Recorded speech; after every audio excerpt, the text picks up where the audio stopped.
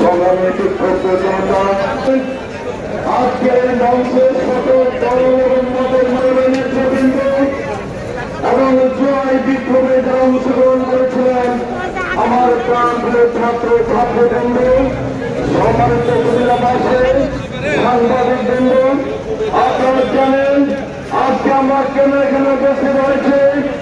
আপনারা জানেন বিগত সরাসরি শেখ হাসিনার সরকার বিগত 13 বছর এদেশে কি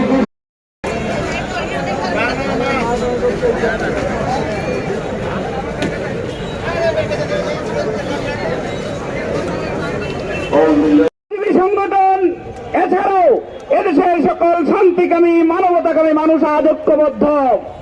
কিন্তু দুঃখ পরিতাপের বিষয়, কেউ কেউ আওয়ামী লীগকে একটি রাজনৈতিক দল আখ্যা দিয়ে সেটি নিষিদ্ধের ব্যাপারে বিভিন্ন ধরনের কথা বলছে।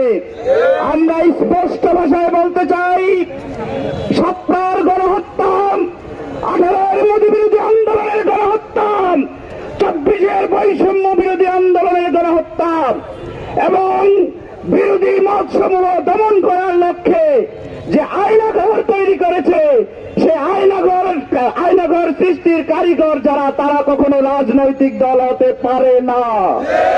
সেই জায়গা থেকে আমরা স্পষ্ট ভাষায় বলছি, আওয়ামী লীগ কোন রাজনৈতিক দল না, এটা গণহত্যাকারী সন্ত্রাসী লুটেরাদের দল। সুতরাং হাজারো ছাত্র জনতার বুকের তাজা খুলে এই ফ্যাসিবাদকে এদেশের মানুষ 5ই আগস্ট লাল কার্ড দেখিয়ে দিয়েছে। কিন্তু দুঃখজনক সত্য, আমাদের এই ছাত্রদের বুকের তাজা রক্তের উপর দাঁড়িয়ে আজকে যেই সরকার, সেই সরকার আজও এদেশের মানুষের ম্যান্ডেটকে অফিসিয়ালি কোন বৈধতা দিতে পারেনি। সুতরাং আমরা আজকের এই বিক্ষোভ সমাবেশ থেকে স্পষ্ট ভাষায় জানিয়ে দিচ্ছি, হয়তো আওয়ামী লীগ থাকবে, নয়তো দেশের সাধারণ কেটে খাওয়া মানুষ থাকবে। কথা স্পষ্ট পরিষ্কার, বৈষম্য বিরোধী আন্দোলন থাকবে, নয়তো আওয়ামী লীগ থাকবে। ইসলামী আন্দোলন থাকবে অথবা আওয়ামী লীগ থাকবে, জামায়াতে ইসলামী থাকবে অথবা আওয়ামী লীগ থাকবে।